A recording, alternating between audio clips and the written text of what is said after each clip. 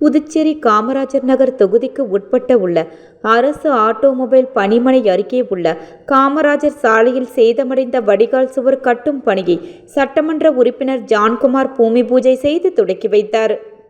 புதுச்சேரி காமராஜர் நகர் தொகுதிக்கு உட்பட்ட அரசு ஆட்டோமொபைல் பணிமனை அருகே காமராஜர் சாலையில் சேதமடைந்த வடிகால் சுவர் கட்டும் பணியின் தொடக்க விழாவை குறிக்கும் வகையில் இன்று பூமி பூஜை விழா நடத்தப்பட்டது.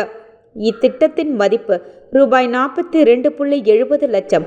சேதமடைந்த வடிகால் சுவரை அமைக்கும் பணியை சட்டமன்ற உறுப்பினர் ஜான்குமார் பூமி பூஜை செய்து இன்று தொடங்கி வைத்தார்.